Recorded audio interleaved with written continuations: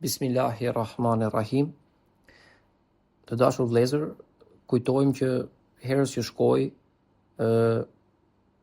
të dënuar nga mungesa, siç e kemi thënë shumë herë, e kronologjisë, u munduam që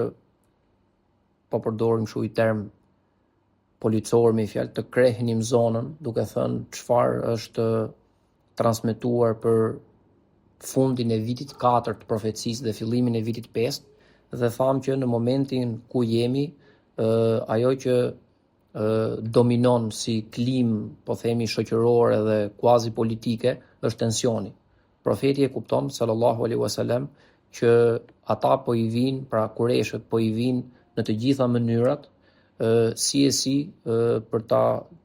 le të themi në fillim, bindur me të mirë, pastaj për ta detyruar që ose të heqë dorë nga ky mision, ose të largohet. Praktikisht kjo është ajo, le të themi, ky është ai manifestim i intrigave, por edhe i fuqisë që ata propozuan rast pas rasti, mënyrë pas mënyre, kohë pas kohe, duke i përdorur gjitha mundësitë, që nga joshja që i bën përmes gjërave të ndryshme të kësaj dynjaje, deri tek dhuna verbale dhe, le të themi, kërcënimi se nëse vazhdon në këtë rrugë, situata do të përshkallëzohet gjithmonë për keq dhe pastaj nuk dihet si merr kjo punë. Dhe sot ne do të flasim inshallah për emigrimin e parë, ndoshta nëse kemi dhe kohë edhe për të dytin, sepse ndodhin afër drejt Abisinisë, domethënë, por përpara se sa të flasim për këtë, është e udhës që të rikujtojmë një ngjarje që e kemi thënë para 2 javësh, që ka ndodhur apo para 3 javësh, por që është e kësaj periudhe dhe që autorët e sirës, kronikanët, e vendosin pikërisht në vigjilje të udhëtimit drejt Abisinisë. Dhe është një ngjarje që flet për një mbledhje të radhës së Kureshëve dhe po diskutonin rreth mënyrës se çfarë duhet bëjmë tani pasi Ebu Talibi i ka refuzuar të gjitha mundësitë që ne i kemi kërkuar që të flasë me nipin e vet, dhe çdo herë që ka fol, ai ka thënë që nuk heq dorë nga kjo rrugë, nga ky mision. Dhe Utba ibn Rabia, që është një ndër fisnikët Mekas dhe është në këtë moment që flasim më i moshuar, apo ndër më të moshuarit, që të jemi të saktë dhe jo fort sigurt për këtë, ndër më të moshuarit ndaj tyre, që do të thotë edhe Ebu Xehli në këtë moment i drejtohet ja am, domethënë o daj, o xhaxha, o njeri, do të themi edhe më i nderuar, por njëkohësisht nënkuptohet edhe më i moshuar se ai. Dhe në këtë moment që flasim, Ebu Xehli ishte mbi 55 vjeç, plus minus, sepse ata kanë qenë rreth 65-tave apo 64-tave në Bedër, kur kanë ndruar jetë me fjalë, kështu që në këtë moment Utba ibn Rabia është më i moshuar se sa Ebu Xehli dhe ju thotë që gjendja është e këtill për arsyeën se ju nuk keni ditë të flisni apo nuk keni ditë të merrni në radhën e duhur veprimet që keni ndërmarrë deri tani, dhe ju thot apo ju propozon që është më mirë që ti të flas unë, për arsyeën se jo për të mburr, ju thot, por unë kam qenë në Yemen, unë kam qenë në Sham, unë di se qysh është ligjërimi i magjistarëve, unë di se si është ligjërimi i fatthënësve, unë njoh poetët, njësoj si miku im Walid ibn Mughira, që është gjithashtu një ndër i ati Khalid ibn Walidit, domethënë një ndër famkeqet prej tyre, dhe thotë nëse ma lini mu këtë punë, unë mendoj se do t'i jap rrugë. Dhe ato thonë po, pranojmë që të shkosh, dhe Utba ibn Rabia kësaj radhe nuk shkon të takojë Abu Talibin si një formë kështu hyrje, si më thon, por shkon dhe takon drejt për drejti profetin sallallahu alaihi wasallam. Dhe biseda, kemi thënë, tani do ta them pak më me tepër, pak më me tepër hollësi, shkon dhe pasi e takon i thot dua të bisedoj me ty. Biseda transmetohet në tekstet e hadithit, po edhe në tekstet e sirës, është domethënë e mirënjohur edhe nuk ka ndonjë dobësim në zinxhir apo pra është një ngjarje tejet e njohur, për arsyeën se ka tefsir Kurani që pra edhe tefsirët e Kuranit e përmendim, për arsyeën se flitet për surën Fusilet dhe veçanërisht për 13 e para. Pra shkon dhe i thot dua të bisedoj me ty, dhe profeti hesht, duke nënkuptuar pranim. Dhe thot pyetja e parë që dua ta nis këtë bisedë është kush është më i mirë, gjyshi yt, Abdul Mutalibi, dhe babai yt, Abdullahi, apo ti. Në qoftë se ti je më i mirë se ata, i thot, atëherë ti e kupton që i ke tejkalu caqet, sepse autoriteti i tyre dhe shenjtëria e tyre dhe shembulli i tyre nuk mund të tejkalohen nga askush prej nesh. Që do të thotë edhe vetë modesti nga ana vet, po nga ana tjetër edhe le të themi një lloj shantazhi emocional ndaj vetë profetit sallallahu alaihi wasallam. Dhe pastaj thot në qoftë se dhe profeti nuk flet, domethënë transmetohet gjatë gjithë kohës hesht. Dhe thot pastaj në qoftë se ti je më i ditur dhe më i mirë se sa ata, atëherë duhet na sqarosh këtë punë sepse ne nuk dimë më të mirë se ata. Por në qoftë se ata janë më të mirë se sa ti dhe se sa të gjithë ne, atëherë si do ta bëjmë që ata adhuronin idhujt siç i adhurojmë ne dhe kishin një teologji të ndryshme dhe të kundërt nga kjo që po na prishti terezin duke na predikuar çdo ditë. Kjo është gjëja e parë thot. Gjëja e dytë, duhet kuptosh që na ke shpën në një moment që nuk po dimë se si të sillemi, për arsyeën se përmes xhaxhait tënd dhe mikut ton Ebu Talibit ne i kemi kërku zgjidhjen me të gjitha rrugët, por asnjëra nuk ka dalë me rezultat për arsyeën se të gjitha ti i ke refuzuar. Dhe e treta, e thash edhe javës që shkojnë më duket, i kujton një po themi thënie të urtë që ato e kishin pjesë të folklorit vet, që me këtë sjellje që po bën, që po i refuzon të gjitha mundësitë tona për dialog dhe për kompromis, mos harrojmë që shkoi deri në pikën sa Surja Kafirun u shpall pikërisht në këtë moment, sepse arritën deri atje sa i than Allahu një vit dhe idhujt tan një vit. Koncesion, lëshim, çedim, lëshim territori më të madh se sa kaq nuk e kishin bërë as ata. Nga profeti kjo nuk diskutohet që u refuzu me urdhër të Allahut dhe shpalljet e tij. Por ajo që është më e rëndësishme është propozimi erdhi nga ata dhe nuk erdhi nga profeti. Nga profeti kurse si nuk mund vinte sallallahu alaihi wasallam. Por fakti që kishin bërë dhe këtë donin me çdo kusht që kjo të ndërpritej dhe mbi të gjitha e kishin kuptuar që dita që kalonte territori që fitohej ishte në anën e muslimanëve dhe jo në anën e tyre. Prandaj dhe duhej një zgjidhje e shpejtë. Dhe i thotë që në qoftë se ti nuk praktikisht mbledh mend dhe nuk pranon një ndër propozimet që të kemi bërë ne, atëherë po të kujtoj që dhimbjet e gruas shtatzan janë në limitet e tyre dhe ajo është gati për të lindur. Që do të thotë situata mes nesh është ende e qetë në plan të parë, por stuhia pas qiellit të pastër është prapa minutës, si më thon. Dhe pas kësaj profeti vazhdon që të mbetet në heshtje dhe i thot gjithsesi thot un kam ardhur me propozimin përfundimtar për ty. Ne kemi mbledhur një shumë të madhe parash dhe jemi të gatshëm dhe un flas në emër të Darun Nedwas, i thot në emër të gjithëve, që të t'japim ty pasuri aq shumë sa ne të gjithë tjerët bashkë nuk kemi. Dhe gjithashtu në qoftë se ti dëshiron që të martohesh, në një transmetim thuhet do të martohesh me sa gra të duash, në një transmetim tjetër thuhet do të martohesh me 10 prej grave më të bukura apo më të mira apo me këtë dëshirosh ti të qytetit tonë dhe të gjithë kureshëve. Dhe e treta, për herë të parë, ne thot pranojmë që të kemi një mbret, dhe ai mbret do të jesh ti, vetëm ti të mos vazhdosh të predikosh misionin tënd, por praktikisht në fuqi të qëndrojë status quo-ja teologjike në të cilën ne aderojmë dhe të cilën ne e besojmë. Pra, jo më tauhid dhe monoteizëm, por të vazhdojmë me pra në formën kështu siç jemi, por pranojmë që ti të jesh mbret. Që do të thotë po ti dekonstruktoj me termat tona dhe me termat e historisë njeriut se nga i ka ardhur atij pushteti, praktikisht janë tre le të themi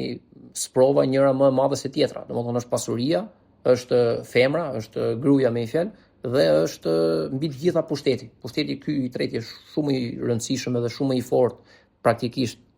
Fat keq apo për fat mirë nuk e di, po shumë më joshës edhe shumë më i egër se sa dy të parat për arsyeën se politikanët apo njerëzit e vegjël apo njerëzit e dobët e duan pushtetin për të siguruar jetën e qetë dhe pastaj ke jeta e qetë hyn jeta e bukur që brenda ka gratë, ka fëmijët, ka makinat, ka parat e tjera me radhë. Kurse politikanët e mëdhenj dhe njerëzit e fuqishëm, praktikisht ato që në terma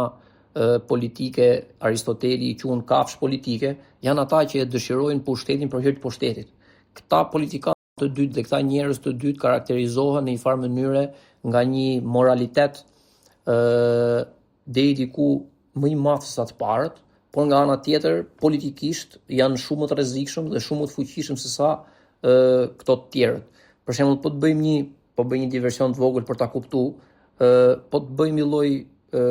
shtrirje në terrenin ton politik për shembull, kafsh politike në kuptimin e kësaj që sapo thash, është në mënyrë të padiskutueshme Berisha. Është një njeri që praktikisht për nga natyra e kësaj bote është zahid, domethënë një bashkëshorte, asnjë skandal, nuk kërkon alkool, nuk kërkon udhëtime, është njeri i qetë, familjar, për këtë nuk ka asnjë dyshim dhe praktikisht aq armiq sa ka, nuk i ka dalë asnjë skandal praktikisht sepse nuk ka. Por nga ana tjetër, njeh institucionin, njeh shtetet, njeh ligjin, njeh kushtetutën, njeh njerëzit, praktikisht është një dhelpër dhe është një kafshë politike në kuptimin e mirë apo të keq të fjalës, pastaj është çështje e dytë që ha diskutim, por është ata që e kërkojnë pushtetin për hir të pushtetit. Kurse Fatmir Yaman Men, Nano ka qenë e kundërta. Gjithmonë tolerant në kuptimin e pushtetit, shpërndante pushtet, nuk ishte për shembull si Rama, shpërndante pushtet, shpërndante përgjegjësi, shpërndante favore, por nga ana tjetër ishte i dhanë mas së dynjaje në kuptimin pervers edhe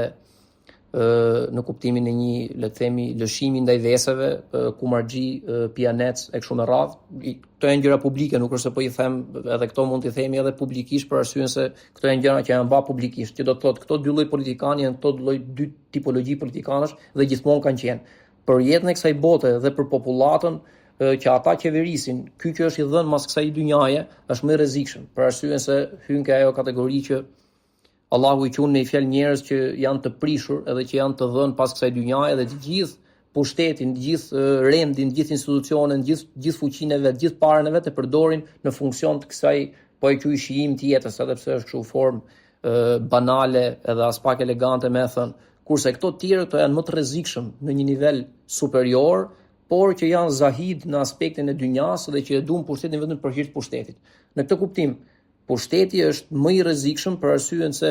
si sprov për njeriu, themi, për arsyen se po patë pushtetin, këto të tjerat i kanë xhep gjitha. Prandaj dhe profeti sallallahu alaihi wasallam thot postin apo pushtetin jepi atij që nuk e kërkon. Pra, që është i aftë dhe i fortë, që nuk diskutohet, nuk kuptohet, por atij që nuk e kërkon, që do të thotë i friksohet përgjegjësisë sepse e di që është një sprov e fortë. Dhe në këtë kuptim, të ishe mbreti i arabëve në një qytetërim dhe në një epokë ku ata nuk duronin praktikisht njëri tjetrin, kemi fol për atë rivalitetin e madh midis Benu Makhzumëve dhe Benu Hishamëve, që jepnin sadaka njëna palë, jepte pala tjetër, ushqenin pelegrinët dhe ju jepnin atyre ujë njëna palë dhe të njëjtën gjë bënte edhe pala tjetër.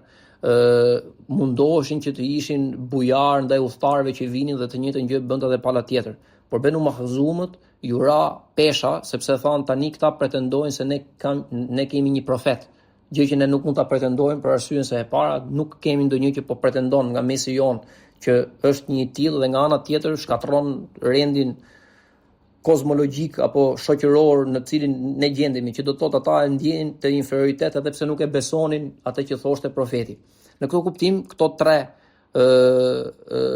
gjëra jam duke të thënë, i thotë Utba ibn Rabia, dhe unë kërkoj një përgjigje thot për një njeriu të mençur dhe të drejtë siç unë të njoh, që do të thotë lloj shantazhi i nivelit dytë. Në këtë moment profeti sallallahu alaihi wasallam flet për herë të parë dhe thot a mbarove o Utba ibn Rabia, ai thot mbarova dhe ky është propozimi im. Thot atëherë thot unë do të bëj diçka, do të lexoj thot pak Kur'an, do të lexoj nga ajo që më është shpallur. Dhe Utba ibn Rabia thot më lexo thot sepse unë e dalloj se kush është fjala e vërtet nga fjala e poetëve apo e magjistarëve. Dhe unë them që ta lexojmë, bëhet fjalë për këtë e thot Ibn Kathiri në tefsirin e tij, po edhe mufesir të tjerë, bëhet fjalë për surën Fusilet dhe për 13 ajetet e para, dhe jo 13 ajetet e para sepse kështu përmend, pra sepse kështu vendos profeti, por 13 ajetet e para për arsyen se kur lexon ajetin numër 13 Utba ibn Rabia nuk e duron dot më Kur'anin dhe i vendos dorën tek goja dhe i thot mjaft. Edhe unë do ta lexoj. Bismillahirrahmanirrahim. Hamim. Kjo është shpallje për të gjithë mëshirshmit, mëshirplotit. Ky është një libër vargjet e të cilit janë shtjelluar qartë, një Kuran në gjuhën arabe për njerëzit që mendojnë, pra për njerëzit me dije. Ai sjell lajme të mira dhe paralajmërime, por shumica e njerëzve ja kthejnë shpinën dhe largohen pa dëgjuar.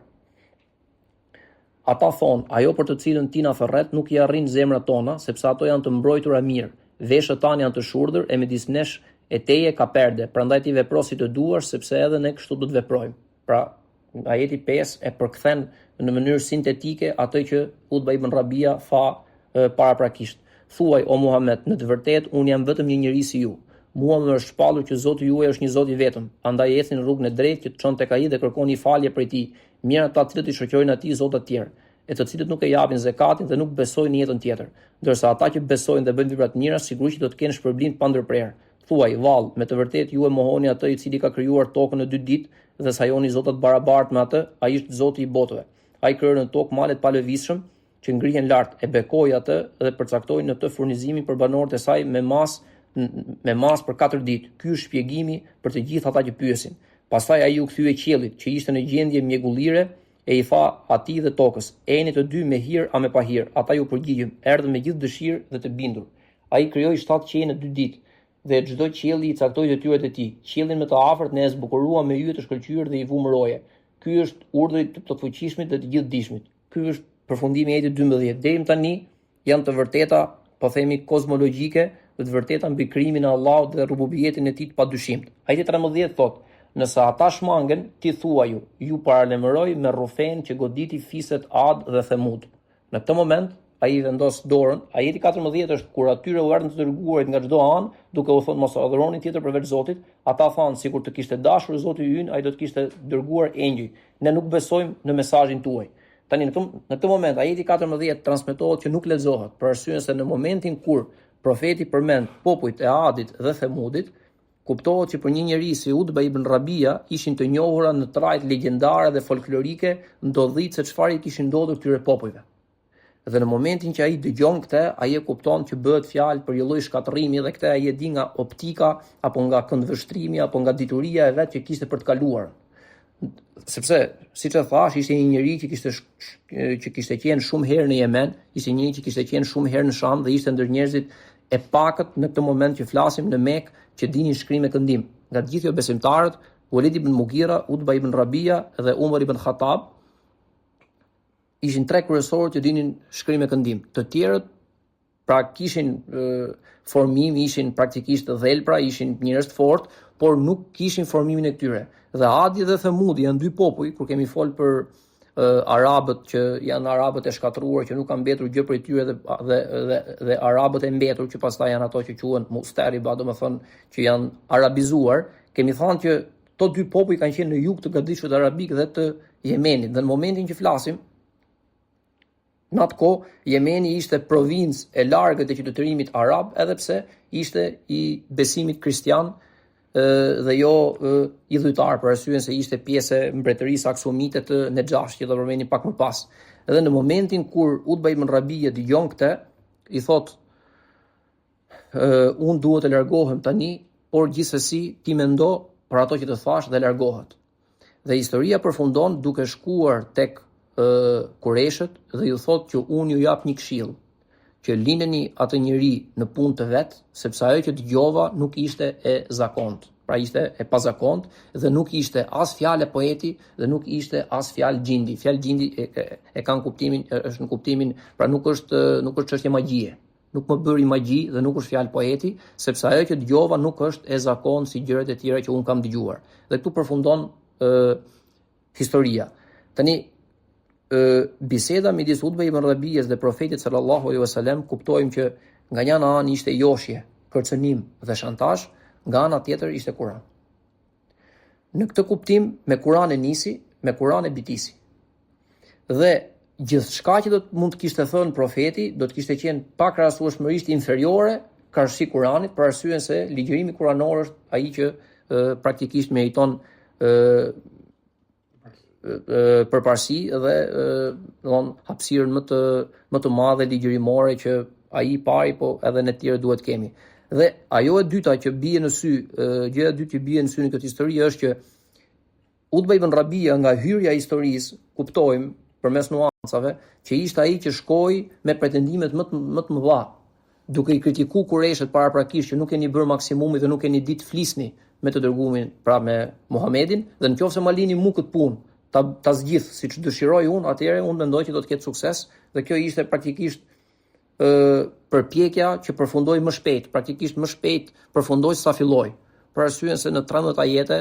aty me siguri e përfiturojmë ne, janë kujtuar gjëra apo ka kuptuar gjëra që ata të tjerët nuk I kishin kuptuar dhe nuk I kishin bërë. Praktikisht në betejën e Bedrit, përpara se sa betejë të fillonte, Utba ibn Rabia është I vetmi, do ta kujtojmë me hollësit përkatëse kur t'i vi radha inshallah, që është I vetmi që ju thot atyre më mirë të largohemi dhe të mos përplasemi, sepse kjo është një çmenduri, po përplasemi me familjarët tanë, po përplasemi me popullin ton, dhe në një transmetim vlerësues të profetit sallallahu alaihi wasallam ndaj tij, thuhet që në kampin e muslimanëve profeti ju thot besimtarëve, tek ta është vetëm një njeri që I thret mendjes dhe ai është personi me turban të kuq, dhe personi me turban të kuq,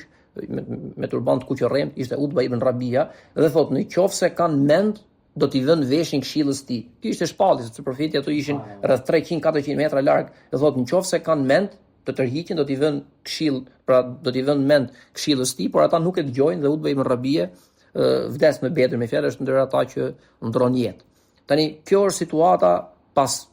me shumë mundësi pas disa javësh nga kjo bisedë,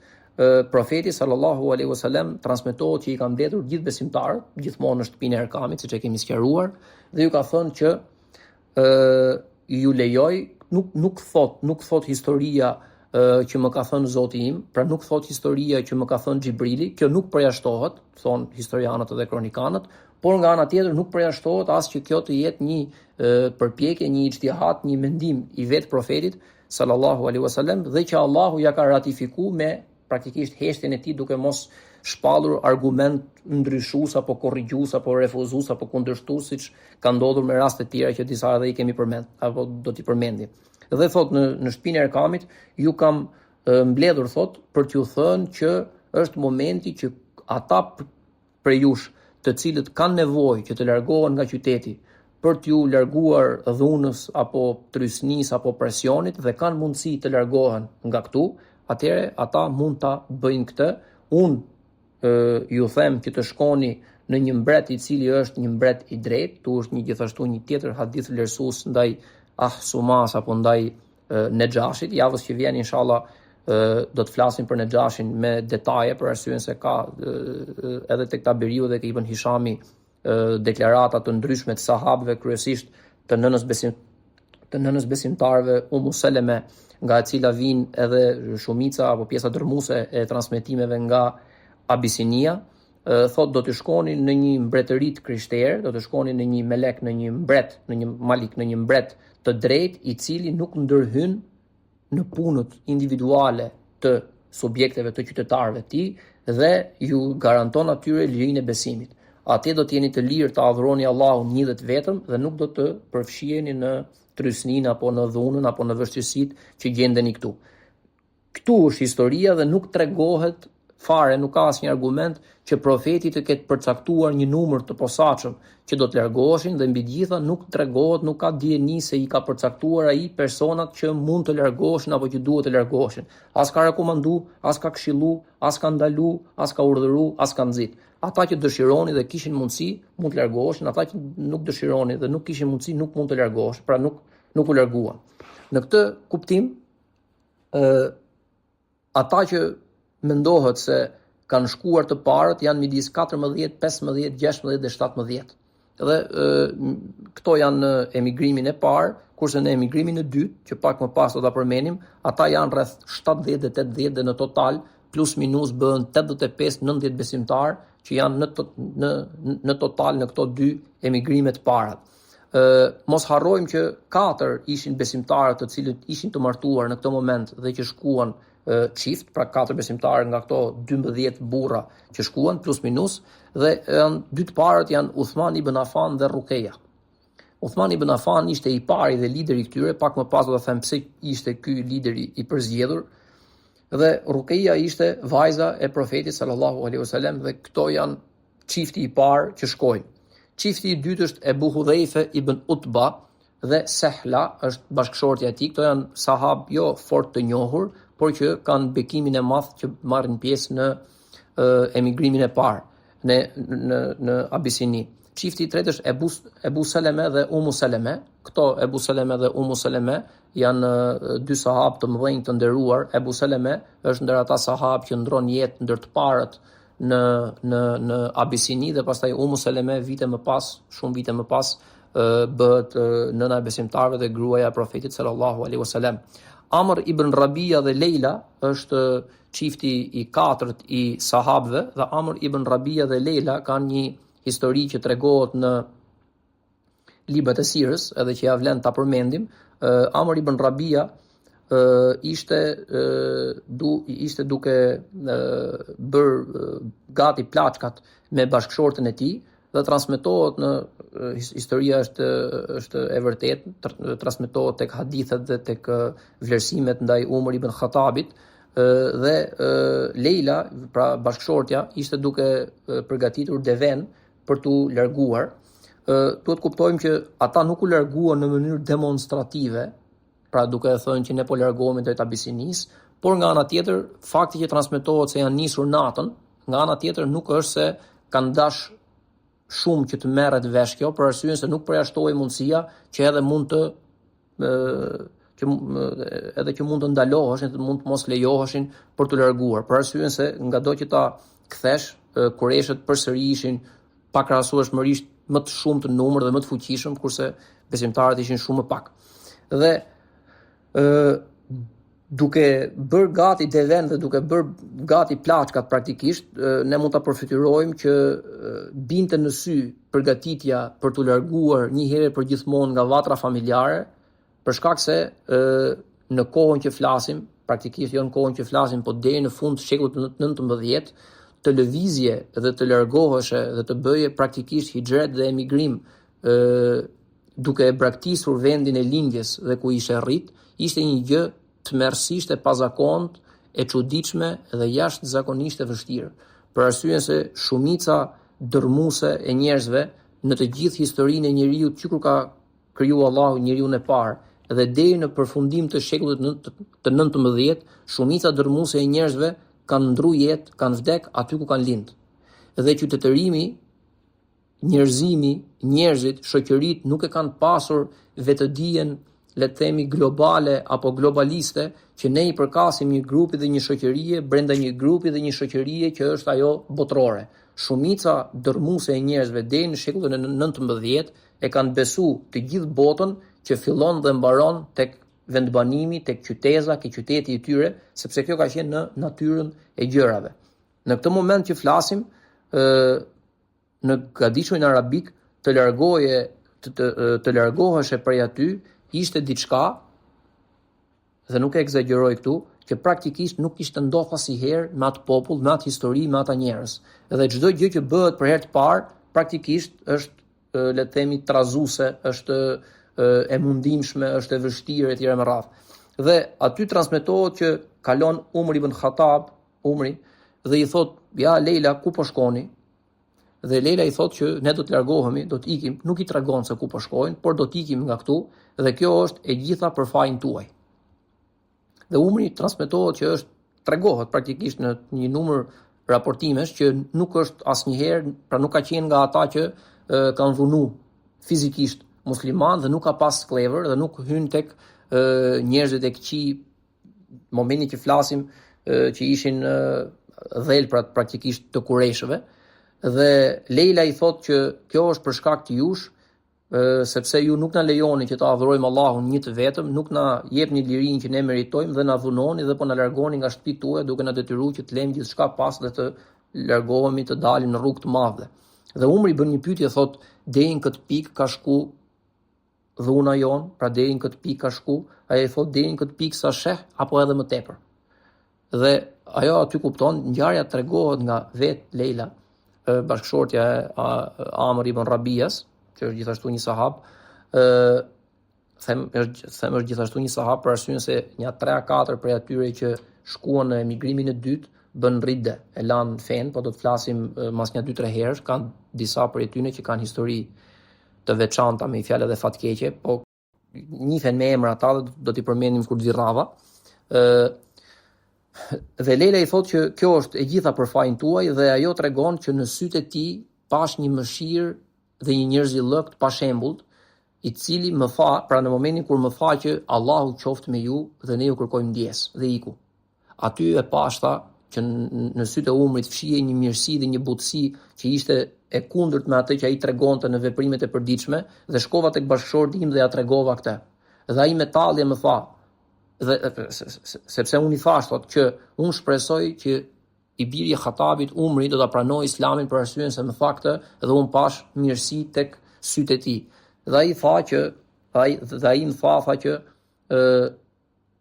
më herët, më shpejt e pranojnë Islamin gomerët e Khatabit, pra gomerët e Tjatit, se sa i biri. E dim këtë punë, ai nuk ka për ta pranuar në Islamin dhe ne po ikim pikërisht fal ti dhe soi ti. Dhe kjo është ngjarja e Amr ibn Rabias me Leilën. Këto janë 4 çiftet, pastaj sahabë të tjerë ne i kemi përmendur që kanë qenë pjesë e emigrimit të parë, është Zubair ibn Awam, për të cilin kemi fol me detaje, kushëriri kushëriri i profetit sallallahu alaihi wasallam dhe një sahabi i madh, Musab ibn Umair, gjithashtu një ndër sahabët që shkon, Abdurrahman ibn Auf, për cilin gjithashtu kemi fol, është Uthman ibn Mad'un, është Hatim ibn Amr dhe Abdullah ibn Mas'ud dhe Abu Sabra. Këto janë ato 14, 15 apo 16, them 14, 15, 16 për arsyeën se raportimet nuk janë nga një burim, ka sahabë që kanë treguar që mua më kanë ardhur lajme, pra ka tabiin dhe tabiin apo dietar që thonë që neve na kanë ardhur lajme dhe transmetime që kanë qenë kaq e aq, por nuk përjashtohet që pas emigrimit të dytë ata kanë vazhduar dhe kanë ikur vazhdimisht, ikte njëri, vinin 2, shkonin 3, vinin 4 etj. Me radhë, nuk kanë qenë gjithmonë të njëjtët. Pra të njëjtët kanë qenë pjesa dërmuese dhe pjesa më e madhe, por një numër fiks pikërisht prej këtij ndryshimi të vazhdueshëm nuk dihet dhe prandaj them kanë qenë 14, kanë qenë 15, kanë qenë 16, por është e sigurt që 4 çiftet kanë qenë këto që thash. Profeti sallallahu alaihi wasallam vihet në dieni, pra transmetohet që ato janë larguar natën dhe kanë shkuar në një port, po them un port, porti është term shumë i vonë, atëherë nuk ishte porte praktikisht, po kanë qenë në një liman, po themi, me anije dhe diferenca midis nuk është fort e madhe, është 2 fishi apo 3 fishi i diferencës midis Shqipërisë dhe Italisë, që do të thotë është një gjë që mund të kalohet kollaj, mund të kalohet shpejt, edhe pse për kohën me anijet e tyre mund ta përfitojmë që nuk ka qenë fort e lehtë. Por shkojnë atje dhe profetin sallallahu alaihi wasallam pas një farë kohe, pas disa ditësh, mund ta përfitojmë, e informon për këtë dikush që vjen pikërisht nga Abisinia. Dhe kur e informuan sahabët të dërgumin e Allahut sallallahu alaihi wasallam që është dikush që po vjen nga Habesheja, ai mund të ketë qenë një udhëtar, mund të ketë qenë një tregtar, nuk ka dieni se çfarë ka qenë. Paktën unë nuk lexova ndonjë gjë më tepër se sa kaq. Profeti sallallahu alaihi wasallam, ngjarja është e vërtetë, i kërkon dhe i thot: "A dëgjove që erdhi një grup njerëzish nga Gadishulli, pra nga Arabia, nga arabët, nga një gjuhë tjetër atje tek ju?" Dhe ai i thot: "Po." I pash thot që hyn në tokën tonë dhe unë i pash ata thot vet dhe ishin një grup njerëzish dhe gratë e tyre, sepse kishte disa gra, udhtonin mbi gomerët dhe mbi devet, kurse burrat në një gjendje të lodhur dhe të vështirë mezi tërhiqnin dhe ecnin me ngadalë. Ky ishte i përgëzim sigurisht sepse ishte lajmi që kishin arritur shëndoshë mirë dhe profeti sallallahu alaihi wasallam i pyet gjithashtu një pyetje të dytë. Thot kush ishte lideri prej tyre? Lideri prej tyre thot ishte një burr i gjatë, bashkëshortja e të cilit, pra gruaja e të cilit, ishte mbi gomar dhe ai mezi e tërhiqte. Dhe profeti thot ky është Uthmani, sepse Uthmani ishte lideri i emigrimit të parë në Abisini, lideri i emigrimit të dytë është Xhafer ibn Abi Talib, si do ta përmendim pak më pas ose ndoshta herën tjetër. Dhe në këtë moment profeti sallallahu alaihi wasallam ju thot sahabëve një hadith jashtëzakonisht vlerësues për Uthmanin, thot ka që në kohën e Lutit alayhis salam që një njeri nuk del dhe nuk e braktis shtëpinë dhe vendbanimin e tij bashkë me familjen e tij për hir të Allahut. Që do të thotë siç përmendet në Kur'an në disa ajete, në disa sure të ndryshme, kur Luti alayhis salam mori urdhëresën mori urdhrin për të dalë nga qyteti për arsyeën se engjëjt do të shkatronin popujt e tij, ai bëri hijret, u largua nga shtëpia dhe nga vendbanimi i tij, me përjashtim të bashkëshortes tij, po ai shkoi me familjarët e tjerë dhe në këtë rast profeti sallallahu alaihi wasallam thotë që Uthman ibn Affan është i dyti pas Lutit alayhis salam që bashkë me bashkëshorten e tij, pra vajzën time, largohet nga vendbanimi i tij në emër të Allahut dhe në rrugt të tij. Tani kjo është historia e emigrimit të parë. Ajo që ndodh në Mekë, që është e rëndësishme të thuhet, është që kur e kuptuan Mekasit këtë, në fillim tregohet që nuk e morën për të madhe. Por nga ana tjetër, ka një të dhënë që filluan që të ditët në pasim kur e kuptuan, me siguri duhet këtë ndodh një takim mes tyre, nuk ditë këtë ndodh, por me siguri duhet këtë ndodh, për arsyeën se morën vendim që qyteti të rrethohej dhe të patrullohej ditën dhe natën nga mushrik, që të parandalonin një largim të dytë, apo sepse ata nuk e dinin nëse muslimanët kishin për qëllim që të largoheshin përsëri apo jo. Në këtë kuptim, ata duhet kuptojmë diçka. Nëse ky lajm merrte dhënë dhe ne e kuptojmë, gjërat që ndodhin, shihen, dëgjohen dhe marrin dhënë, kjo është natyra e gjërave, është ligji i Allahut. Ai ishte udhëtar apo ishte tregtar apo nuk e di çfarë ishte, dhe ju kishte bërë përshtypje që një grup nga një gëdishull dhe kontinent tjetër kishte ardhur në tokën e tij. Në kohën që flasim, kontinentet nuk kanë, pra banorët nuk kanë vetdijen e kontinentit. Ndarja e kontinenteve është shumë e vonë, por gjithsesi ishin banor të një ngjyre tjetër. Arabët janë të bardhë, janë ezmer, si më thon maksimumi, kurse etiopiasit, pra banorët e Habeshes janë zezak, janë të zinj, pa kurfar nuance, domethënë fyse këtu vetë kuptohet. E dyta, gjuha e mbretërisë aksumite, gjuha e Nexhashit dhe popullit të tij është gjuha geze, është një gjuhë e vjetër, pak është rujt sot me i fjalë, dhe është një gjuhë që është krejtë ndryshme nga gjuha arabe, që do të thotë vjen një popull që flet një gjuhë tjetër, i grup njerëzish, dhe është totalisht e çuditshme që pse lan këta shtëpitë e tyre dhe erdhën këtu. Që do të thotë është një gjë që bie në sy, dhe për këtë arsye Kureshët, duke i ditur të gjitha këto variabla dhe këto nuanca të ngjarjes në fjalë, ja kishin frikën për hapjes së fjalëve që ata po përzën nga shtëpitë e tyre, njerëzit e tyre, dhe të përzësh nga shtëpitë e veta njerëzit në shekullin e 21 është e rëndë sigurisht, po kulturalisht nuk është vrasëse, sepse njeriu e ka lehtësisht sot në qytetërimin ton, kohën ton, në frymën globale dhe kulturalisht postmoderne, e kemi shumë të lehtë për të ndryshuar shtëpi, për të ndryshuar vendbanim, madje ka njerëz në Perëndim,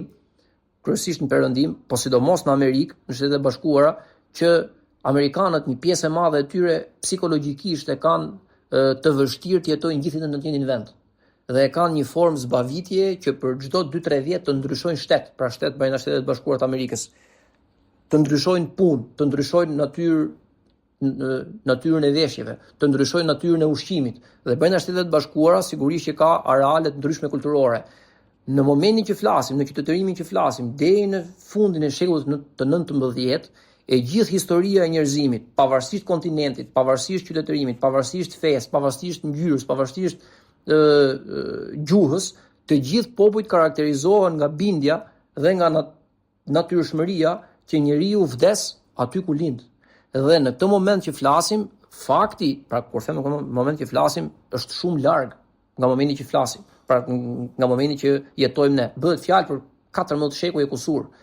Në momentin që flasim, të largohesh nga shtëpitë e tua, praktikisht ishte të lije shtëpi dhe katandi dhe gjithë jetën tënde dhe të filloje një jetë nga e para. Në këtë kuptim, prandaj dhe kur kemi fol për mësimin e 5 apo 6, nëse ju kujtohet, kur kemi fol për kategoritë e sahabëve dhe vlerësimin e tyre, një ndër kategoritë kryesore të sahabëve të mëdhenj janë ata që kanë marrë pjesë në 2 emigrimet, për arsyeën se kjo nuk është gjë e lehtë. Për të kuptuar këtë, për shembull, për ata që e njohin pak a shumë kulturën dhe historinë italiane, ti fatmirë duhet ta kesh parasysh, janë të shumt librat dhe janë të shumt filmat e kinemas italiane, po sidomos asaj amerikane, me sprova dhe peripecitë e italianëve që kanë shkuar në Amerikë dhe në Argjentinë në fillim të shekullit 20. Në fillim të shekullit 20, në vitin 1901, bota ka pas 1 miliard njerëz. Sot ka rreth 8, apo ka kalu 8-ën pak. Dhe në Ellis Island, që është ai gjiri kryesor i New Yorkut, ka filma, domethënë kuptohet,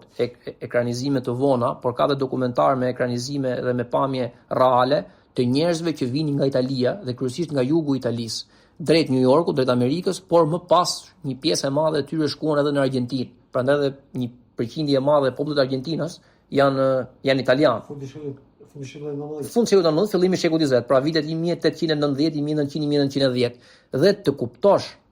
domethënë se si kanë qenë ata njerëz, kanë lanë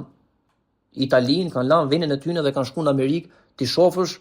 familjar me fëmijë të vegjël, me bashkëshorte, me 10 valizhe, sepse praktikisht morën gjithë sa mundën për arsye se nuk ka më kthim pas. Dhe kjo është në një moment kur është kulmi i modernes dhe kulmi i zhvillimit teknologjik dhe shkojë me vapor, me avull. Jo më në kohën që flasim, kur të lije pas shtëpinë tënde, kjo ishte praktikisht dramë dhe ishte fundi. Për të kuptuar vështirësitë e besimtarëve që shkuan në Abisini, kujtojmë edhe 2 ngjarje tjera që na vijnë po nga sira, edhe që është e rëndësishme t'i themi, kur kanë shkuar besimtarët e parë në Medinë, pra në Hijret, transmetohet që veçanërisht për shembull Bilali apo edhe të tjerë javë dhe muaj të tëra praktikisht nuk kanë pasur oreks të mirë, javë dhe muaj të tëra, ndoshta nuk e kanë gjukte, javë dhe muaj të tëra praktikisht nuk tresnin dot ushqimin, dhe profeti sallallahu alaihi wasallam ka bërë dua të posaçme, o Allah, bëje në zemrën tonë Medinën të dashur njësoj siç kishim Mekën, sepse situata shkoi deri në pikën sa një pjesë e tyre dëshironin që të largoheshin nga Medina. Për arsyeën se Meka është një qytet i thatë si klim, kurse Medina është një qytet shumë i lagësht dhe ka hurma dhe praktikisht në periudhën në fjalë smundjet infektive dhe vështirësia e urbanistikës dhe urbanizimit që mungon, kanalizimet që nuk ekzistojnë, nuk përfiturohen. Është e pashmangshme që higjiena të jetë gjë që mungon apo që nuk është diçka që mund të merret e mirëqen, dhe kjo e vështirëson shëndetin dhe higjienën e banorëve. Dhe vështirësitë e javëve dhe muajve të para të besimtarëve në Medinë, ne i marrim kështu, le të themi, si të fjetura në ndërgjegjen tonë, për arsyeën se themi u larguan nga Meka dhe shpëtuan ndaj terrorit, ndaj dhunës etj. Me radhë, por dhe kur të vi radha, do flasim me nuanca dhe hollësi, sepse ka transmetime të shumta që javët dhe muajt e parë praktikisht, nuk është eufemizëm kjo që po them, kanë qenë traumatik për besimtarët në Medinë. Dhe tek hadithi, tek Sahihu i Muslimit, po ju them një hadith që nuk është fort i njohur, por që është i saktë, bëhet fjalë për një sahab Amr ibn Tufail ad-Dawsi. Amr ibn Tufail ad-Dawsi ka qenë një sahab i madh, shumë i madh, dhe ka qenë lideri i fisit të Deusit, dhe fisi i Deusit në kohën e profetit sallallahu alaihi wasallam shtrihej në Nejran, pra në një ndër sot është në jugun e Gadishut Arabik, pra në veri të Jemenit, në jug dhe në fund të mbretërisë moderne të Arabisë Saudite, është një ndër 13 provincat që ata kanë, Nejrani domethënë, dhe Deusi ka qenë fisi i parë që pasi Ebu Talib i vdiq dhe Ebu Lehebi i dha durët profetit sallallahu alaihi wasallam dhe i tha nuk të mbron askush, kur profeti filloi që të kërkonte mbrojtje politike për të larguar dhe bisedoi me Benukindet, bisedoi me Thaqifët në Taif, banorët e Deusit dhe Amr ibn Tufail ishin të parët që i thanë që neve të mbrojmë, eja tek ne, dhe ishin të parët dhe të vetmit që i ofruan një mbrojtje pa kushtëzim politik. Gjithë tjerët i thanë në momentin që ti do vdesësh, trashëgiminë politike që do lesh e kemi ne. Dhe profeti gjithmonë këtë e refuzoi. Kjo është shumë e bukur. Ka biseda mirëfilltazi diplomatike të këtyre krerëve me profetin, dhe profeti ishte shumë i kujdesshëm sallallahu alaihi wasallam që të refuzonte të gjitha mbështetjet me kusht që ata i dhanë, dhe kryesisht ishin kushtëzime politike që derisa ti je gjallë ne do të përkrahim. Në momentin që ti ndron jetë, atë që përcakton përcaktuesit e pushtetit dhe mbarvajtjes mbarvajtjen e fesë dhe të bashkësisë e përcaktojmë ne dhe jo pasardhësit e tu, pra ata njerëzit e tu të besueshëm. Dhe Amr ibn Tufail nga ky fismi fjalë nga Deusi, pasi bëhet besimtar, ndoshta javës që vjen ose pas 2 javësh do ta përmendim këtë, bëhet besimtar dhe profeti sallallahu alaihi wasallam i thot shko në Deus, shko atje poshtë dhe bëj davet me të butë pa u tensionu situata në fisin tënd. Dhe pasi merret pas betejës së Khendekut që ndodh në vitin e 5, Amr ibn Tufail merr një lajm nga profeti sallallahu alaihi wasallam që i thot ti dhe fisi yt, aq sa jeni bërë besimtar, tani ejani në Medinë. Dhe ata shkojnë të gjithë në Medinë. Dhe Xhabir, pra për të jetuar, bëjnë hijret. Dhe Xhabir ibn Abdullah tregon një hadith, është sa dramatik aq edhe i bukur. Thot ishte një person nga grupi i njerëzve besnik të Amr ibn Tufail ad-Deusit, nga fisi i Deusit, që kur erdhi në Medinë nuk u familiarizu dhe nuk u mësua dot me qytetin dhe ishte gjatë gjithë kohës në ankesa të vazhdueshme. Pra sahab, derisa një ditë unë e pash vetë që ai mori majën e shigjetës dhe me të preu gishtat e tij dhe nga gjakderdhja ai vdiq brenda ditës. Amr ibn Tufail pas disa kohësh këtë person e sheh në ëndër, pra ishte një sahab, praktikisht bëhet fjalë për të vetmin rast vetvrasje në mesin e sahabëve. E sheh në ëndër dhe e sheh në xhenet. Por ishte me një dorë të fashuar dhe që nuk i dukej, vendi ku kishte plagos dorën e vet, nga e cila pastaj për shkak të gjakderdhjes ndroi jetë. Dhe i thot, çfarë ndodhi me ty? Dhe ai i thot, Allahu më fali, po me dorën çfarë u bë? Për dorën thot, mu tha që ne nuk do ta përmirësojmë, nuk do ta shërojmë, nuk do ta korrigjojmë ato që ti prishe vet. Dhe Amr ibn Tufail pasi zgjohet, shkon me njëherë tek profeti sallallahu alaihi wasallam dhe profeti thot, Allahu e falt atë dhe bashkë me të edhe duart e tij. Dhe këtu përfundon hadithi. Që do të thotë, edhe hadithi është tek Sahihu i Muslimit është sahih. Që do të thotë, ka pas njerëz që nuk janë familiarizuar me Medinën, kushtet klimaterike, malli për shtëpinë, malli për të dashur, etj me radhë. Që do të thotë bëhet fjalë për nuanca që neve mund t'i anashkalojmë dhe mund t'i marrim mirëqena që kanë pas imanin tek Zoti, kanë pas profetin e tij etj me radhë. Por kjo nuk ka qenë e lehtë, se harrova një detaj tek hadithi, tek hadithi, Amr ibn Tufail thot, por ti vrave veten. Dhe si të fali Allahu ty? Dhe ai tha, më fali për hir të hijretit që bëra drejt profetit ti. Dhe pastaj e pyeta për dorën dhe mu tha që nuk do ta shërojmë atë që ti e shkatrove me durët e veta, dhe kur ja tha këtë profeti tha atë që thash, që Allahu e falt atë bashkë me duart e tij. Në këtë kuptim, profeti sallallahu alaihi wasallam me këtë veprim në një farë mënyre edhe kuptojmë që e ka shfryrë disi intensitetin e përplasjes që po ndodhen në momentin që flasim midis kureshëve dhe besimtarve, për arsyen se ata filluan të besojnë që tani që ju iku një pjesë, ndoshta edhe vetë profeti sallallahu alaihi wasallam po mendohet që të largohet. Dhe po të largohet tani është mirë për arsyen se këta një grup i vogël janë dhe ne heqim qafe nga pra i herë për gjithmonë. Por nga ana tjetër, në qofse ndodhte që nuk do të hiqte dorë, për arsyen se nuk shpjegoi ndryshe pse nuk shkoi vetë për çoj tjerët. Dhe ky është cilësia pa krahasueshme e liderit. Me një fjalë ju bën vend pasuesve të vet dhe vetë që ndron aty. Dhe kjo është një, le të themi, premis shumë e fortë metodologjike që profeti sallallahu alaihi wasallam u largu nga qyteti atëherë kur ata e vran. Praktikisht ata e vran. Kur la Aliu në shtrat mund të linte i cop dru, i cop gur, por nuk la i cop dru dhe i cop gur, apo nuk e la bosh, por la Aliun pse sa Aliu është qenie e gjallë që dëshmoi që ata e vranë. Kjo është shumë e fortë, po do ta themi kur të vi rradha. Në këtë kuptim,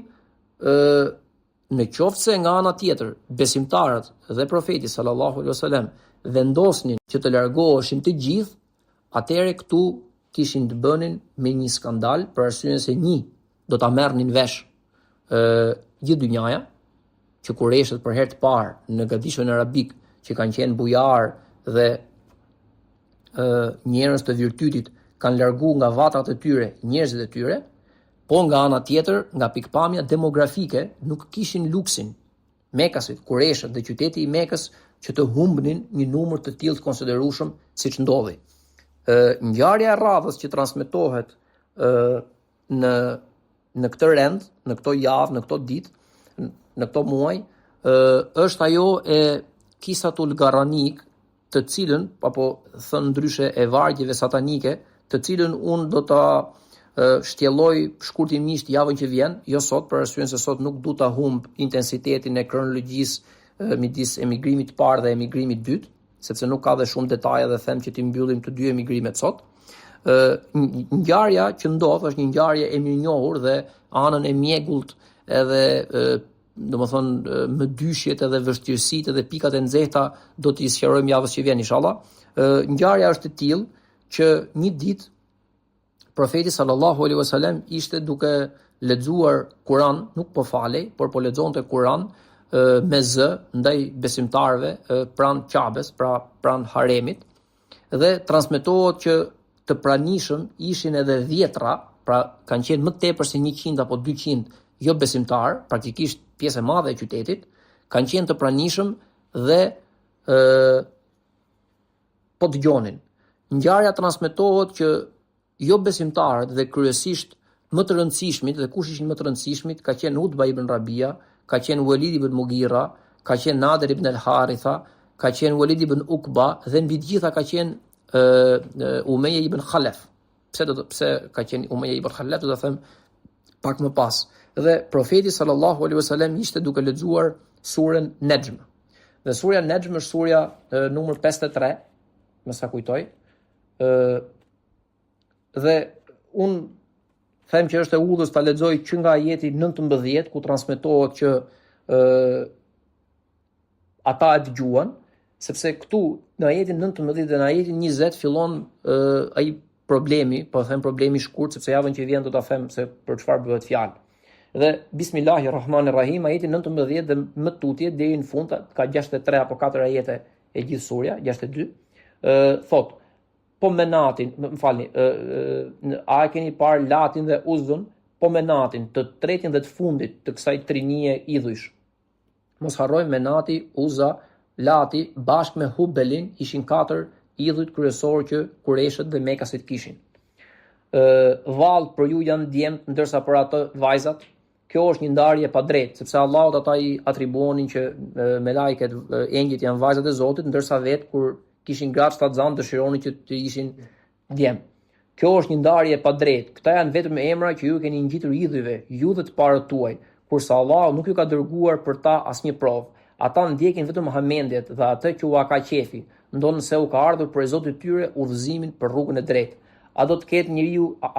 njeriu gjithçka që dëshiron? Vetëm Allahu t'i përkasin bota tjetër dhe kjo botë. Sa engjëj ka në qej, ndërmjetësimi i cilëve nuk bën asnjë dobi.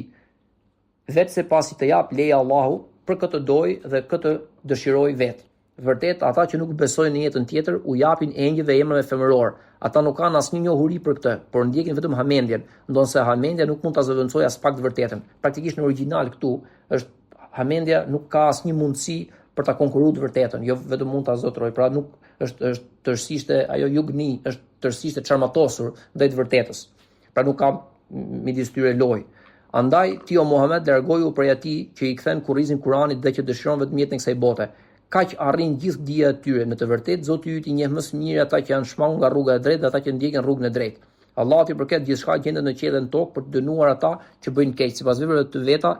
për të shpërblyer ata që bëjnë mirë me shpërblimin më të mirë. Për ata që ruhen për gjunafeve të mëdha dhe veprave morale, përveç gjunafeve të vogla, Zoti yt zotëron falje të gjerë. ai ju njeh mjaft mirë kur ju krijoi nga dheu dhe kur ishit embrion barku në nënave tuaja. Prandaj mos u lavdëroni me pafajsinë tuaj. Ai njeh më së miri ata që ruhen nga gjunahet. Tani nga ajeti 33 deri në ajetin 62 në origjinal ka një intensitet magjepsës dhe të jashtëzakonshëm në një crescendo ku Allahu edhe bën pyetje edhe i vën në tension të vazhdueshëm me atë që ju dikton, si që do them tani.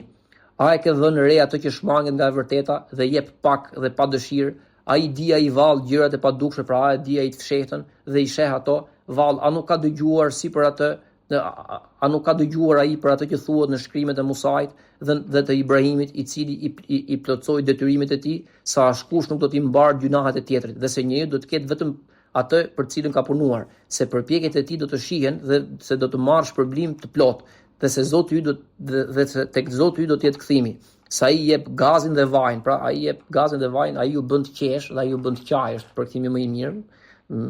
mendoj unë, dhe sa i jep jetën dhe vdekjen, pra më falni, dhe sa i jep vdekjen dhe jetën, sa i krijon çiftet, pra ai ju ka krijuar në çift, me fjalë çdo gjë në çift, mashkull dhe femër, nga një farë pike kur derdhet, dhe sa atij takojnë dhe sa atij takon të krijojë përsëri të ringjall, sa i jep pasuri dhe kënaqësi të mjaftueshme. Ai është Zoti i Siriusit, pra është Rabbu Shi'ra, është një ndër yjet që ata në epokën e xahilietit, me fjalë, e adhuronin në mënyrë të veçantë, ndryshe nga yjet e tjerë, prandaj dhe ajo surja ka këtë emër, domethënë Nejm, ylli domethënë. Se ai ka shkatërruar fiset e lashta Ad dhe Themud, prap Adi dhe Themudi, duke mos thënë askënd prej tyre, ka shkatërruar popullin e Nuhur më parë, sepse që më i padrejti dhe më rebel, dhe ka zhdukur qytetet e përmbysura të popullit të Lutit, të cilët pra qytetet e përmbysura janë ato Mutefikatun, që i shkatërroi me gur dhe me dënim nga lart, të cilat i pllakosi ajo që i mbuloi. Atëherë pra ajo që i mbuloi janë gurt. Atëherë në çfarë mirësie Zotit tënd dyshon ti o njeri? Ky profet është paralajmërues si ata të mëparshmit. Ora pra të Adit dhe Themudit dhe gjithë popujt e tjerë. A ora e Kiametit po afrohet dhe askush përveç Allahut nuk mund ta zbulojë atë. Vallë prej kësaj fjale po çuditeni, pra habiteni për këtij hadithi, për këtij Kurani, dhe po qeshni e nuk po qani, madje jeni të shkujdesur, por thot më mirë për uluni në sejdë, pra bini në sejdë për Allahun dhe adhurojeni atë. Në momentin kur profeti thot ajetin e fundit numër 62, bien sejdë, siç është edhe suneti me fjalë për me ran sejdë kur përmendet fjala sejdë në Kur'an, dhe transmetohet që të gjithë mushrikët pa përjashtim, me vetëm një përjashtim në fakt, kanë rënë në sejdë. Dhe i vetmi që nuk ka rënë në sejdë ka qenë Umayya ibn Khalaf, që ka qenë ai padroni i Bilalit, por edhe ai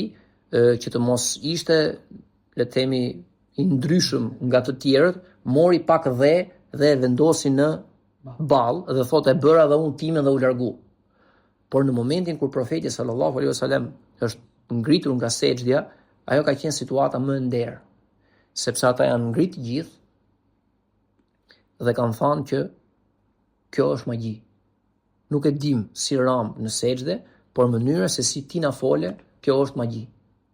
Por në këtë moment bëhet fjalë që kanë qenë rreth 10 veta, thuhet, tens of persons. 10 veta do thotë kanë qenë më shumë se 100. Në një qytet me 1 milion, me 1.000 njerëz plus minus, 100 veta i thonë 1/10 qytetit. Dhe kjo mori dhe jo për sejdën që bën muslimanët, se këta ata e dinin, por sepse Nadir ibn al-Haritha, sepse Utba ibn Rabia, sepse Walid ibn Mughira, sepse Walid ibn Uqba, sepse Umayya ibn Khalaf, që bëret veprimin që sapo thash, kishin rënë sejdë, kjo tani mori dhen si lajm dhe mori dhen aq shumë sa ju shkoi si lajm besimtarëve në Abisini. Që ata janë bërë musliman. Tani kjo ka ndodhur disa javë pas emigrimit të parë.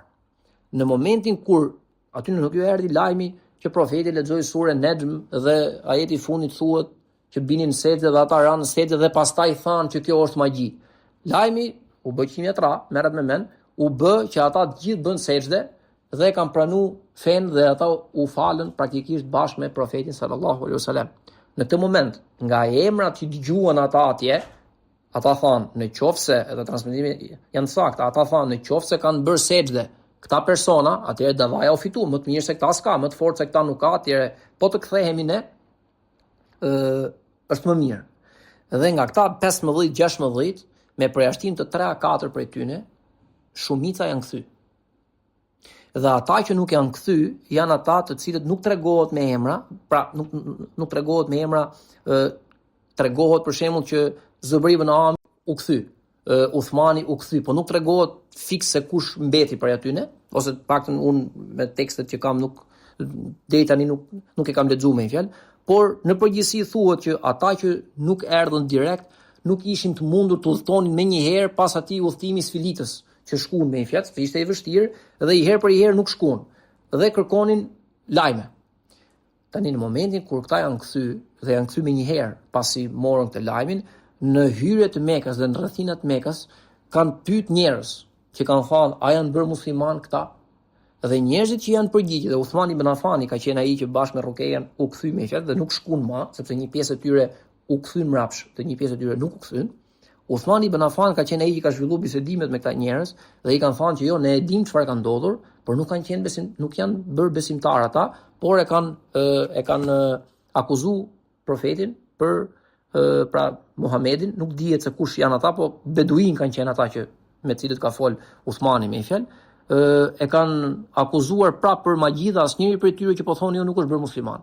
Në këtë moment ka pasur një ndryshje tek besimtarët, atë hynë në qytet të takohen me profetin e të shohin si janë punët, sepse gjithsesi disa javë kanë kaluar, nuk është se është punë ditësh kjo punë. Dhe marrin vendimin që duhet hynë në qytet. Dhe kur hynë në qytet,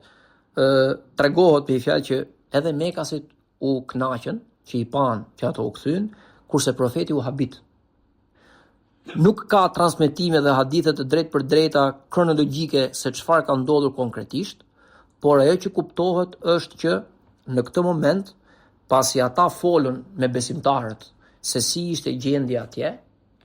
kuptojmë që një pjesë e madhe e tyre ka dash, i bi me rregull treshi, ka dash që të shkonte në Abisini,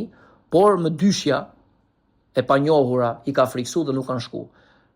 Në krye të disa ditëve apo të disa javëve, ndodhi ashtu quajturi emigrimi i dytë drejt Abisinis dhe këtu transmetohet për 75-80 sahabë që kanë shkuar dhe këtu ka shumë më tepër çifte se sa në rastin e parë që ka 4 çifte. Tregohet që profeti sallallahu alaihi wasallam i ka urdhëruar që ata që duan të ikin, edhe këtu është vërtet është e rëndësishme të thuhet që edhe këtu nuk ka as rekomandime, as nxitje, as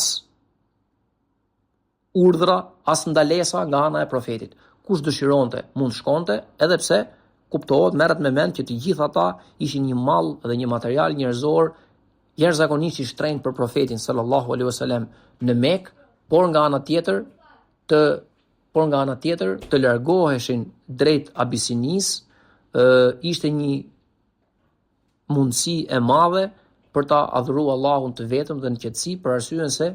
cilësitë e Nexhashit që i përmendim javës që vjen me fjalë, cilësitë e Nexhashit transmetohen dhe tregohen nga sahabët që kishin qenë atje, se ai është një mbret i drejtë, se përtej vështirësive rrethanore që ne hasëm rrugës dhe atje mund të jetojmë shumë më mirë se këtu, dhe në këtë kuptim, në krye të disa ditëve apo disa javëve, me urdhrin e profetit që të largoheshin jo tashmë të gjithë bashkë, siç ishin në rastin e parë 16 veta, por të largoheshin nga qyteti dyshe treshe që të mos binin në sy. Në këtë kuptim ndodh ajo që quhet emigrimi i dytë i Abisinis dhe sahabët që kanë shkuar në emigrimin e dytë të Abisinis, ka për atyre që ishin edhe ke i pari me fjalë që u kthyn dhe ikën po prap, ka që nuk u kthyn fare dhe erdhën pas Hajberit në vitin e 7 të Hijretit. Sahabët që shkojnë në Hijretin e dytë me fjalë drejt Abisinis janë sahabë që që përfshihen tek kategoritë e para dhe me vlerësime më të mëdha të sahabëve, siç e kemi thënë në fillim. Tani në momentin që sahabët u bën rreth 80-90 veta në Abisini, në Mekë ndodhi problem. Sepse kur pan që njerëzit u larguan në këtë mas, siç e thash, nuk ishte më vetëm problemi që do merrte dhënë emri dhe lajmi që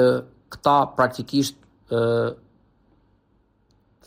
përzun njerëzit e tyre nga vatrat e tyre, por nga ana tjetër, për demografinë e një qyteti me 1000 banor, të largoheshin 80-90 persona, nuk ishte pak. Nga ana tjetër, këtu kishte edhe një problem të tretë. Ishte e rëndësishme që mesazhi që muslimanët do të jepnin në Abisini, në mbretërinë ku kishin shku dhe tek mbreti ku kishin shku, ishte shumë e rëndësishme që të markohej, apo që të radopjohej, apo që të mjegullohej, apo që të praktikisht kontaminohej nga një kuptimi dytë dhe nga një interpretimi dytë dhe nga një rrëfimi dytë i ngjarjes, pra i së njëjtës ngjarje nga vetë Kureshët, sepse besimtarët do të thonë atje, siç thanë, që ne u larguam për arsyen se na dhunuan, ne u larguam për arsyen se nuk na lejuan që të jetonin të qetë dhe të lirë në të drejtën tonë për ta besuar Zotin dhe të shenjtën ashtu siç ne dëshirojmë, nuk na lejuan që të jetonim si njerëz të lirë vetëm e vetëm sepse thamë që të gjithë idhujt dhe zotat nuk janë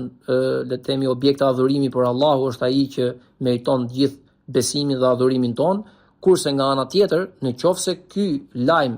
merrte dhën, atëherë praktikisht mbreti i krishterë, kushdo qoftë ai, do t'i merrte me sy të mirë dhe nuk do t'i ishte më e lehtë për Mekasit dhe për Kureshët t'i merrnin mrapsh këto njerëz dhe mbi të gjitha nuk do t'i ishte më e lehtë që të ndalohej emigrimi i vazhdueshëm i besimtarëve. Po të shkonin të gjithë atje, një përforcim eventual i tyre dhe një rikthim i tyre në terma ushtarake praktikisht donte të thoshte shkatrimi i Mekës. Dhe kjo ndodhi në Medinë. Edhe për hijretin në Medinë, ata u shqetësuan shumë pikërisht për këtë arsye. Do të largohen, do të rigrupohen, do të riforcohen, do të riarmatosen dhe do të drejtohen te nesh. Prandaj dhe ndalem këtu 1 minutë dhe po e them, prandaj dhe e kam thënë dhe do ta them ndoshta javën që vjen kur të flasim edhe për Nexhashin, që nga pikpamja sociologjike, edhe pse këtë nuk e dëgjojmë kryesisht në për ligjërimin fetar të përditshmërisë son, nga pikpamja sociologjike dhe politike, besimtarët në Mekë, edhe pse nuk kanë luftuar fizikisht, kanë qenë në gjendje lufte. Kjo është shumë e rëndësishme për të thënë si premisë. Pse? Në qoftë se do të ishin në gjendje paqe, në momentin kur ata në thonjza shpëtuan, se nuk është shpëtim të lesh shtëpie, katandije, pasuritë e tokë, këtë e dim neve, por në momentin kur ata shpëtuan dhe ikën një herë mirë nga Meka, gjëja e parë publike dhe fetare që ka ndodhur në Medinë ka qenë ndryshimi i kiblës. Dhe është shumë e rëndësishme kjo, sepse të shihje nga Jeruzalemi ishte të shihje nga Medina drejt veriut pa e kthyr më kokën drejt jugut, por të shihje drejt kiblës, dhe kibla për ata ishte shumë e rëndësishme. Që Allahu e përshkruan këtë në surën Bekare që ti mban kokën lart ndaj nesh dhe e dëshiron këtë, që e ke zemrën ndaj tyre. Dhe në momentin kur kibla kthehet 180 gradë nga veriu drejt jugut, ka një transmetim te Ebu Sufjanit që thot pikërisht kjo është prova që ata nuk do të heqin dorë prej nesh. Dhe po të kishte qenë gjendje paqe, i dhunuari kur shpoton nga dhunusi, thot i herë mirë e mbyll atë kapitull dhe thot këtu nuk ka më lojë. Por kur fillon dhe merr hak, në momentin e parë që fillon të fuqizohet, atëherë do të thotë që gjendja ka qenë gjendje lufte, edhe pse pra gjendje lufte, gjendje tensioni, jo në kuptimin fizik të fjalës, sepse në kuptimin fizik ata nuk kishin mundësi të luftonin. Edhe në shifra ishin pak, edhe në armatosje ishin pak, edhe në leadership dhe në karizëm për arsyen se ishin të rrethum dhe të dhunum nga gjitha krahat. Në momentin që ata u larguan, ata filluan bën luftë. Dhe gjëja e parë që ju është lejuar në një situatë ku po të mos ishin rrethana të tilla nuk do të lejoheshin, ishte që praktikisht lejohej sulmi ndaj karvanëve. Dhe në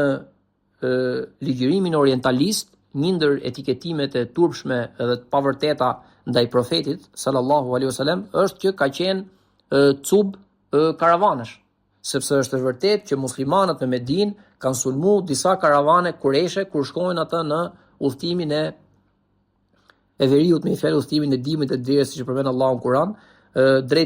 drejt Shamit. Dhe me sa kujtoj në ajetin numër 217 surës Bekare, ku bëhet fjalë për një serie në Nahlës, kur të vi radha do ta flasim me fjalë, Allahu thot, vërtet thot që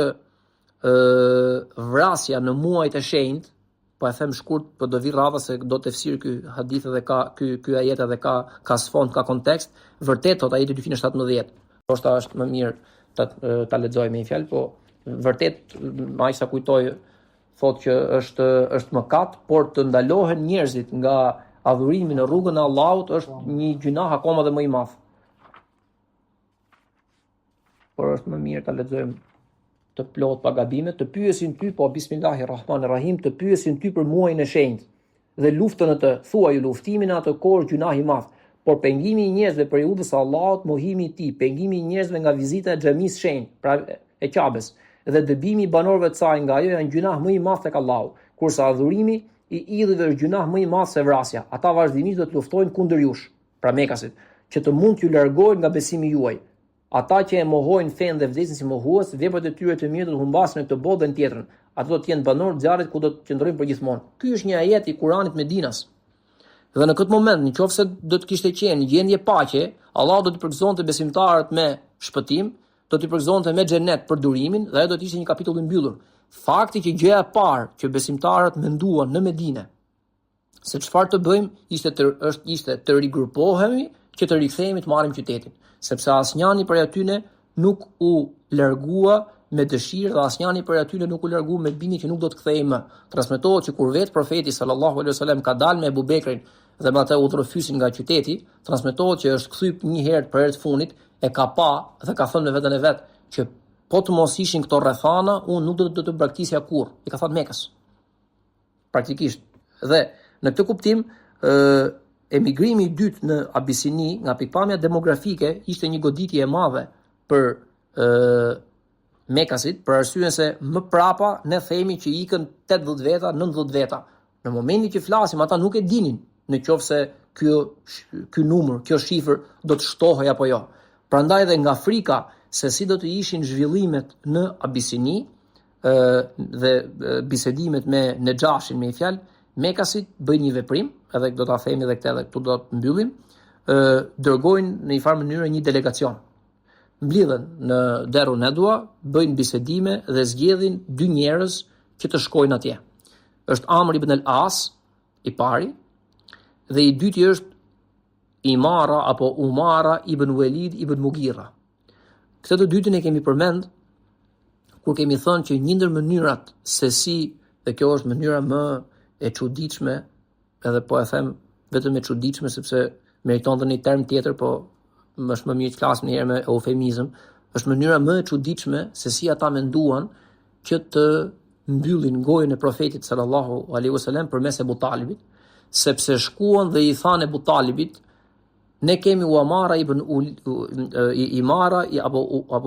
Umara ibn Walid ibn Mughira, djalin e Walidit ibn Mughirës, që është vllai i Khalid ibn Walidit, dhe kemi gati për ta zëvendësuar dhe shkëmbyer kokë më kokë me nipin tënd.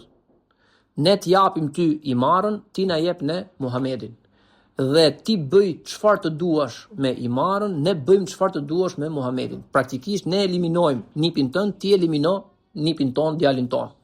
Në këtë kuptim, Imara ibn Walid është një ndër njerëzit më të artikuluar të Mekës, është i biri i poetit të qytetit, dhe Amr ibn al-As është gjithashtu një ndër njerëzit më të artikuluar, është Beni Umeje, është ai që është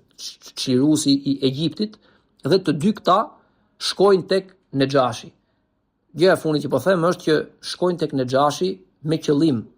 për të bërë bisedime, shkojnë tek Nexhashi me qëllim për t'i marrë muslimanët mbrapsht, shkojnë tek Nexhashi me qëllim për t'i dhënë atyre një narrativ të dytë, të ndryshme dhe sipas tyre të vërtet, ndryshe nga narrativa e rreme që i kishin thënë muslimanët që jemi larguar nga shtëpitë tona dhe kemi ardhur këtu për të adhuruar Zotin të vetëm sepse ata nuk na lën, dhe shkojnë atje me me lëkurë devesh të kuqe. Lëkurët e deveve të kuqe janë, devet e kuqe janë më të shtrenjtat edhe më të rrallat edhe më të mirat edhe më të bukurat, me fjalë edhe më jetëgjatat me sa di, dhe lëkura atyre është shumë e bukur dhe ata kishin dijeni paraprake, nuk e di si e qyshe tek me i fjalë, është e çuditshme, po kjo është e vërtetë që Nexhashit i pëlqenin shumë këto, kanë marrë një numër të konsiderueshëm lëkura devesh dhe kanë shkuar në Abisini për të hyrë në bisedime. Kryesori i muslimanëve të Abisinis nuk është më Uthman ibn Affan, pas emigrimit të parë ai nuk shkon më në Abisini, por qëndron në Mekë, por kryesori ndaj tyre tani është Xhafer ibn Abi Talib, vëllai i madh i Aliut, radiallahu anhu, dhe javën që vjen inshallah do të flasim për Nexhashin konkretisht se kush ishte ky. Suma është emri i tij i vërtet, nuk është Nexhashi, është titull, domethënë është në gjuhën angleze quhet Negus, kurse në arabisht quhet Nexhash, edhe Abisinia quhet Habeshe, domethënë, që të jemi të saktë me termat. Dhe javën që vjen veç Nexhashit do të flasim për bisedat edhe për zhvillimet që ndodhin në Abisini midis Amr ibn al-As, Nexhashit dhe Xhafer ibn Abi Talib, dhe nga ana tjetër çfarë ndodh në Mekë, sepse është e kësaj periudhe me ndryshimin e status quo-s dhe rendit fuqive për arsyen se Umri dhe Hamza radiallahu anhuma bëhen të dy besimtar. Allah shpërblet.